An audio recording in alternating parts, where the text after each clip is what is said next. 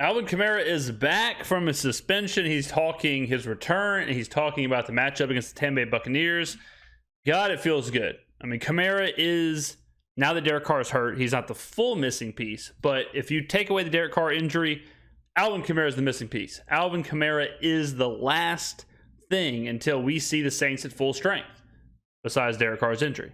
So it's refreshing to have him back, especially when we've been so bad at running the football. He has to give us a jolt on offense. I mean, this is the perfect timing for this. After the Green Bay loss, momentum is low. I'm sure the team is frustrated with blowing the 17-point lead in the fourth quarter. Bringing Kamara in, a veteran on the team, a staple on the team, a super dynamic offensive weapon. This is exactly what we need right now. Caveat to that is, Pete Carmichael and Dennis Allen figure it out. This is when you have to lean on Kamara. This is when you have to give him 25 touches. Run him. Throw the ball to him. Have him running out of the backfield, running routes out of the backfield. Have him running as a receiver. Do what you got to do. Lean on this guy. Lean on him. Lean on Chris Olave. Lean on Michael Thomas. We are now seeing the full breadth of the offensive playmakers that we have, and we have a lot of them. We need special Kamara. We need the special AK that we've seen before. But it's up to Pete and Dennis to unleash him. Hello. How y'all doing? How y'all feeling? Good. Everybody good? It's been cool? Find better teeth. Find a better smile. You can't. You can't find a better smile. Unbelievable. This is what we needed. We need that kind of smile. So it's so perfect. Yeah. What's it like for you to be back out there finally? Man, it feel good, man. It's weird not playing, you know what I'm saying? So obviously feel good to be back out there with teammates. Feel good to be back out there running, moving around. Finally get to play a game, so it'll be good. DA said you looked explosive. What were you doing in the meantime? Same thing I always do. Yeah, I mean, look, the length of this suspension wasn't anything huge, so you know he was out there working out. He was ready to roll. This isn't like a year-long suspension that he's coming back from. This is just a couple of weeks. Not to mention the Saints should have been 3-0, but we're 2-1. Okay, so we navigated the suspension well. Could have been a lot better, but we navigated it well enough, right? So I'm expecting him to be pretty much in game shape. I'm expecting him to be ready to roll. I don't think they should treat this week any different than as if it was week one. You wouldn't hear in week one, you wouldn't hear Alvin Kamara's on a pitch clock. You wouldn't hear they're only giving him blank amount of carries because they want to ramp him up. I think you just let it rip. I think you just say, look, he's rested. He's been working out. He's done all this stuff. He's ready to go. Let's give him the full amount of carries that he normally would get. Let's let it rip. No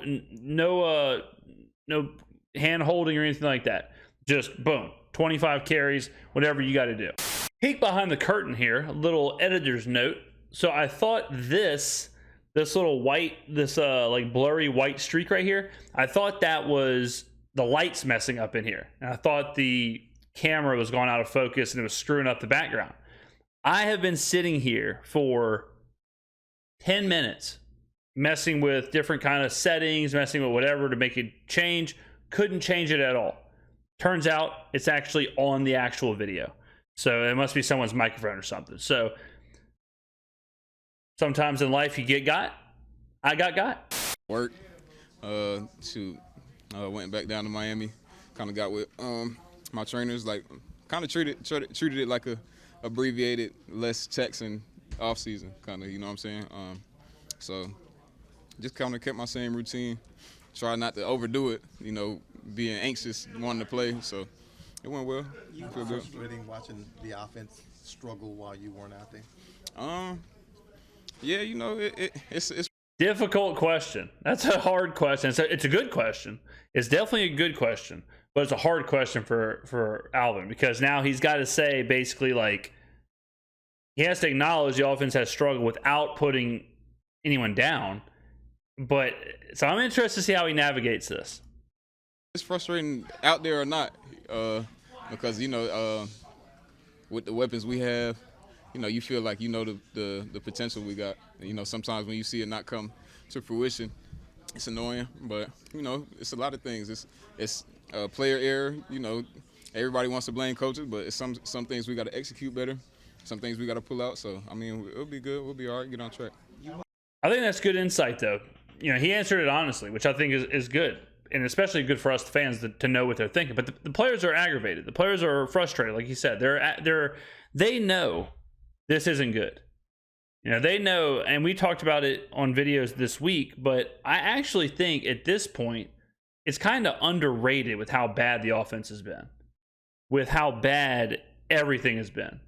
Like, I know a lot of people, have been saying like, oh, it's just a couple games. Oh, they just got to get used to each other. Sure. But we are results-wise, touchdowns-wise, points-wise, we are with the worst teams in the league. We're with the Bears. We're with the Jets as far as how many points we've scored this season, touchdowns, and whatever metrics you want to use. It certainly can get better, but I think, honestly, I didn't realize it was that bad. I mean, I knew it was bad, but when I saw that we're right there with the Jets, we're a touchdown different than the Bears, and I know how bad they've been, that's concerning.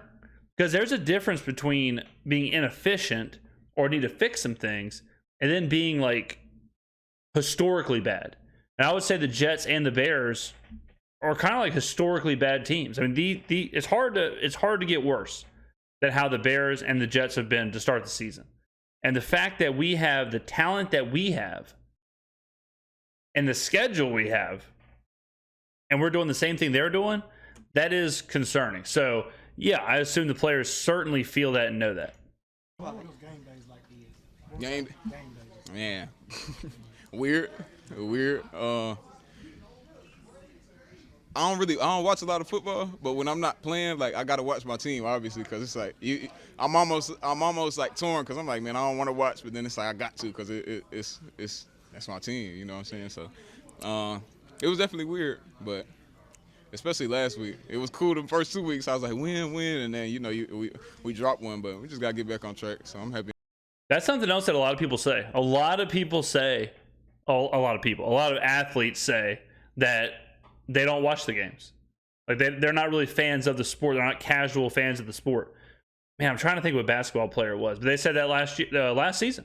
They said it might have been like Jimmy Butler or somebody. But they were saying if I'm not playing, I don't watch games. I do not know what other people are doing. I don't know what other teams are doing. I'm not seeing highlights. Nothing. Tyreek Hill said it earlier this season. He says he doesn't watch tape. He doesn't watch any tape at all. He just does his routine, does whatever he does, and plays.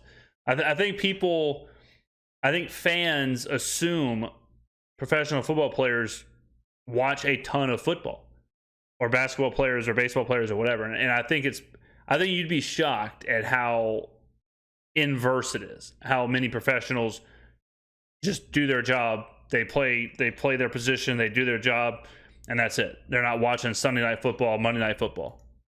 I'm back. You said that you had like a weight lifted off your chest when that whole situation was over. Yeah. Can you remember a time when you were this excited to maybe play football again and just kind of not worry? I'm always excited. I know, but just kind of no other concerns really. Just Oh football. yeah. I mean, it's obviously that situation was kind of over my head last year, and now this year, shoot, I'm free. You know what I'm saying? Yeah, I mean, there's a lot. Obviously, you never want a player to miss time. You never want someone like Alvin Kamara to not be on the field. But like he alluded to, he's playing wide open now. He doesn't have to worry about the suspension. He doesn't have to worry about the trial. He doesn't have to worry about any of that stuff. It's behind him. He did the suspension. Now he's ready to roll. Coming in here to a team with Derek Carr, a reinvigorated kind of energy. So I'm sure for Alvin Kamara, this really probably is the most excited he's been to be on the field in quite a few years. And for us, that's a huge benefit. On top of we're 2-1 and we have 3 games extra rest for our star running back. So fresh legs for longer. It really is a positive. We said that in the offseason that this whole thing was going to be a positive. It is a positive. If we would have been 3-0, it would be the ultimate positive. But even at 2-1, it's fine. So I want to see. I really want to see that dynamic Alvin that we've seen before. And I know he can do it. I have no doubt in him. It's just how he will be used. If you want to watch what I'm watching, watch how he's used in the passing game. Is he running routes, or is he just leaking out as like the check down receiver? Is he only running routes from the backfield, or is he being matched up with linebackers and whoever in the slot? Watch that, because last year that's when I was the most frustrated, was that he would have no catches until the very end of the game when we would have like a 2-minute kind of offense, and he was only catching check downs out of the backfield. He has to be running routes. He is too good of a player to just be the fifth option on a check down. So watch that Sunday. And literally and figuratively. So I'm just ready to play, ready to go. How excited are you about a 14-game season for you? I feel like college again. I'm fresh. I'm real fresh, you know. Clancy asked me if I was bored. I was like, I wouldn't say I was bored, but you know, I was definitely thinking like, okay, well, that's 3 less games where you know I'm taxed and you know kind of taking that load and taking those hits. So. Alvin, how wild is it that you were only gone 3 weeks, but you might be coming back with no Jamal and maybe no Derek too? It's football. That's how you hate that because it's like sometimes I feel like we got some bad luck. You know, you be like, man, you looking and you like, damn. Sometimes I feel like that too, Alvin. I felt like that during the Minnesota Miracle. I felt like that in the Superdome when the pass interference wasn't called against the Rams. I felt like that the following year against Minnesota whenever they beat us in overtime to a non-call offensive pass interference. I felt like that against the Buccaneers whenever we had the fumble to lose the game. So, yeah, it does kind of feel like that, but we need to change that. Everything lining up so good, and then it just some big blows. You know, obviously Jamal with the hamstring, and then Derek with his shoulder. Them guys will get back. Guys got to step up. We got to play. Speaking of stepping up, I think in 2019 when Drew went down, I think in Seattle you had like 30 touches or something like that. Do you want that? Do you want that responsibility? Like, hey, I'm back. Yeah, of course he does. On me. I don't care. You know, like I had the same message for 7 years. Whatever I got to do, I'm gonna do it. So if that's in the game plan, if that's in the cards, then so be it. But you know, we got tons of weapons. We got guys that'll that. Well, that's what I'm talking about. Like, Drew goes down. What happens? Peyton leans on Kamara. He has 30 touches. Exactly what I'm talking about. I mean, we'll see. We will see how they utilize Kamara. I'm definitely concerned that we're going to see the classic Pete Carmichael, Dennis Allen, overthinking, underthinking, whatever it is. But, man, I hope I'm wrong. I can get the ball and make something happen. You know, whoever plays, if Jameis is out there, if Derek is out there, whatever the case may be, I mean, shoot, I got faith that we'll be able to get it done. And Alvin, I know it changes because of the personnel or what you have at your disposal, but I mean, you still, I think we were talking about this offseason about using you more in space, using you more in the passing game, creativity and stuff. I mean, you still eager to start putting that in? So I know some of these questions when we do these, I know some of these questions are low with the audio, so I apologize for that. I don't know why they do it like this. I know that one was kind of low, so I'll reiterate it. He basically asked, in the past, they've talked about, you know, Alvin playing in space, being more part of the passing game, running routes, like I've been saying. And the reporter asked if he wants to do that. Like, is that still part of his game? Is he still interested in that? And of course, Alvin's going to say yes. He's going to say he's going to do whatever he has to do. So, you know. 100%. I mean, I was texting back and forth with Derek when I was gone, talking to Jameis, talking to everybody really, and you know, just it's funny to sit back and watch, you know, like obviously not being able to affect the game, but watching and seeing like what could be, and just, you know, it's easy to sit back and be like, oh well, we should have done this or we should have done that. So I found myself doing that. I felt like a fan a little bit, like we should have did this, we should have did that, and I'm telling Derek, and he's like, nah. I'm like, all right. And I'm talking to Caesar, and he's like, nah, it's not that easy. I'm like, all right, well, still, but you know, so I had to come back to reality of a player, but I'm definitely excited. I think we get a it's some things that I do that opens up our offense a little bit more. Yes, so, absolutely. For everybody, not just for me, for yes. know, for Mike, for Chris, for Seed. So I'm excited to get back out there and you know, kind of get some of those opportunities going for everybody. He actually said a couple of those Olave plays where they put it in the backfield were some Alvin plays. Yeah, they were. Jealous watching those work. No, I wasn't jealous. I was like, damn, he do that kind of good. I said, man, I got to get back. Alvin, did your trainers throw anything new at you? Nah. Nothing new. Same old, same old. Does the No idea what that question was. No clue. I tried to listen to tell y'all. Absolutely no idea. outpouring? I know you did the video, which was obviously well received, but just people responding to you on these 2 weeks, does it kind of reinforce how kind of loved you are in this community? Oh yeah, definitely. He is a community guy. I mean, the Saints fans love Alvin Kamara. He's always in the city. I think he owns a couple juice shops. I think they are like smoothies down in downtown. So he's there. He's a guy who for the first couple of years, I'm pretty sure he rode his bike to the games. I think he rode his bike to the games, rode his bike home from the games. So I mean, he's definitely part of the community. He is beloved for sure. Cam Jordan's another guy that's beloved. It's crazy because like some people you just never see, and then other people you see all the time. And Alvin is one of those guys you see all the time. So yeah, I mean the Saints fans love him. He will get an absolute raucous applause whenever they announce his name pregame in the dome. I mean, I think I talk about it all the time. The love from and the support from New Orleans. I mean, the community, who that nation is just amazing. So I mean, I was gone, but I wasn't gone. They kept me in it. Definitely blessed and thankful for that. So I'm back now, so we can get to it. Alvin, this run game has struggled without you. Do you think you're that missing piece that can finally get the run game going? So the question was, run game has struggled without you. That's to put it mildly. Are you the missing piece to get it going again? Yes. I mean, Alvin Kamara and Tony Jones Jr., there is a difference there, right? But Alvin Kamara isn't going to be performing miracles. The offensive line has to exist. Like, we have to be a thing. We also have to be creative in our play calls. I mean, we're so conservative and we're so one-dimensional. With a bad offensive line, you combine that, it's hard for any running back to have success. I think Alvin can. He talked about the screens and he talked about the passes and how that opens things up. 100%. We need to utilize a lot of screens, a lot of passes to Alvin to open up the running game. We have to start throwing some of those wrinkles in there. And having him opens Taysom up, having Taysom opens Alvin up. Like, it's all a domino effect. Will it be utilized? I sure hope so. But that's something that we're going to have to really focus on, is that each week, the last 3 weeks, we've reviewed the games. We've said, wow, we averaged 2.7 yards a carry. And usually I say we can't really talk about that until Alvin comes back. Because if Alvin is here and in 2 weeks we're still averaging 3 yards a carry a game and we're rushing for 45 yards, then it's a serious problem. I'm holding on to hope that with him back and what it will do to the offense, I'm hoping we will be able to run the ball and we will look better and be more explosive. But there is a chance that that's not going to happen. Then we'll have to have that conversation.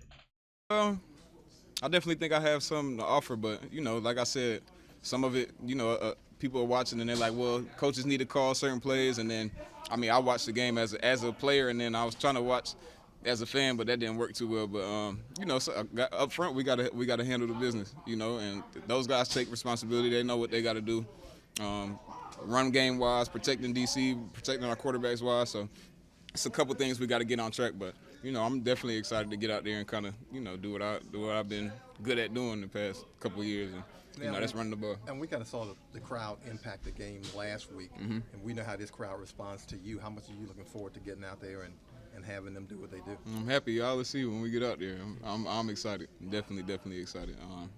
It's gonna be fun. Things have, in past games with this opponent, have become chippy. Because you are excited, do you have to reel it in a little bit and not get overly excited? I think you just play. I mean, he's going to answer the question, but I think it does get chippy with the Buccaneers. It does seem to be, tempers do seem to flare, but I think that as a player, I would assume that kind of makes it fun. I would assume as a player, you just got to go out there and do what you do individually and let everything else kind of fall where it will. Nah, me and my buddy Mike T. Me and Mike T. been talking, and however it goes, it's gonna go. It is what it is. That's how it go. And then Marshawn will be ready. So we're gonna do what we got to do. It just is what it is. We'll worry about it when if something happens. We'll address the issue. We'll address the pressure. But it is what it is. Y'all know how this game go. You faced off Devin White against Devin White your whole career, basically. Yeah. What makes him so unique in So they're talking about Devin White, talking about the Buccaneers. What makes him unique? What makes the defense unique? And he one of those dudes. He don't care about throwing around his body, and then he's athletic enough to run sideline so to sideline. fast. He can so make all the fast. plays all over the field. Smart, and then he plays. It helps when you play with a guy in Levante David that's also smart and can read and diagnose and do the same thing, run sideline to sideline. So Devin, I got a lot of respect for him. We talk all the time, but I don't like him on Sunday though. So. Alvin, seems like you guys just have always been in this position where you maybe have to replace somebody at the starting quarterback spot because of injuries the last couple of years. So I guess what you like about Jameis, if that's what he has to? You guys you played a lot about him. Yeah, All right, so that reporter somehow got to the question, just stammered through. It just was all over the place. But he said, it always seems like we're replacing a quarterback. What do you like about Jameis? How do you feel about Jameis if that's who the starter is? like I said, if Jameis got to step up and play, I know he you know how Jameis is. He got that energy and he want to get out there and he want to do everything that he can to help us win. I think just us being able to rally around him, just like they were rallying around Derek, it's some things that we got to clean up front, like I said, to be able to protect. But as long I think the good thing with Jameis now is that he knows he doesn't have to be Drew Brees. That was something that we said last year and the year before, was that Jameis was trying to be Drew Brees. He was trying to be this like step right into those shoes. I think now that pressure is gone, Jameis can just play. He's a backup quarterback. He knows the role. Derek Carr is the franchise quarterback. He's the guy rallying the troops or whatever he's got to do. Jameis just has to go out there and play. He just has to orchestrate the offense. He has to worry about this game. He has to worry about 4 quarters. All right, now he's facing his former team. You never know how much that factors into it if Jameis is the one starting. But Jameis's role as a backup in this situation, I think, is great for him. Go out there, play free. Don't worry about the pressures of being a franchise quarterback or whatever, and just run the scheme. Just play and just, get through the game. You don't have to worry about this big overarching thing that he's worried about in the past. As long as we protect Jameis and give him the time and opportunity to throw and give him some of the calls he likes, because I know he's gonna go and stand on the table and he fiery and he wants to throw the ball downfield and he wants to make splash plays. He wants to keep everybody engaged. So just understanding there's spots that we gotta pick and sometimes we take what we get what they give us, and other times too other times we can take our shots and kind of attack the offense. But if Jameis got to do it, I got full faith in him. Like I said, I've been talking to both. I've been talking to Derek and I've been talking to Jameis while I've been gone. So it is what it is. We'll go still. Obviously, you guys want your starter in there all the time, right? But yeah, it's been nice that you guys have been able to turn to veteran kind of established quarterbacks when you need it. Yeah, that's always good. Yeah, this guy, again, asked these questions, but they asked, you want your starter in there, but it's nice to have veteran quarterbacks. Who cares? Get the starter in there. We want to see Derek. We want to see the offense at full strength. It is what it is. If Jameis has to play, he can play. But after that, we got to move on to what the offense is going to look like as a whole. I don't care if it's who the backup is. I don't care if it's Andy Dalton. I don't care if it's Jameis. I don't care if it's Trevor Siemian. That doesn't matter. Right? What matters is, what does the team look like at full strength? Derek Carr might play Sunday. He'll probably play the next week, if not Sunday. So what we need to focus on is less of that and more of getting the offense up to speed. We can't be the 30th ranked scoring offense in the NFL. We can't be right there with the Jets and the Bears. We have to fix things. Nothing to do with the backups. All right? That's what we need to focus on. And that's what I'm focused on in this game. I'm not focused on Jameis Winston being a capable backup. I'm focused on how are we using Alvin Kamara. I'm focused on why does Taysom Hill only have 4 carries. I'm focused on why does Rashid Shaheed not have a single catch in the game. I'm focused on why does Michael Thomas not have a catch in the first half. That's what we're focused on. And that's what the question should be about. It shouldn't be, isn't it nice to have a veteran quarterback? Or what about the, how excited are you to hear the super... Guys, I'm like I said, if y'all want a list on how to watch the game and what to watch for, it's Alvin Kamara's usage, Taysom Hill's usage, Michael Thomas, Chris Olave. Look at the playmakers. How are we utilizing our playmakers? Look at the play calling. Look at the personnel packages. Again, is Kamara only in the backfield, or is he lining up at wide receiver? Is he running routes? Is he running screens? Are we running pre-snap motion? Those are the questions I have. That's the beauty in building a roster, building a team. And, you know, those guys upstairs, they know what they're doing. You know, I think one thing we've done a good job of here since I've been here, at least, is just, you know, everybody that's in this locker room pretty much fits the locker room. You know, it's not like we bringing in a guy and we kind of like confused about that person's leadership or their character. You know, it is what it is. The next man up is always the next best man. You know what I'm saying? So it's advantageous for us to have, I think, depth in that sense, like character or fit locker room wise. Agreed. Get down in the comments below. Let me know what you think, or how excited are you for Alvin Kamara to be back? What are you looking for in this game? How many touches do you think Pistol Pete Carmichael will give Alvin Kamara? Over under 16.5 touches for Alvin Kamara against the Buccaneers. Pete Carmichael, what are you going to do? Thank you for watching, ladies and gentlemen. I will see you in the next video.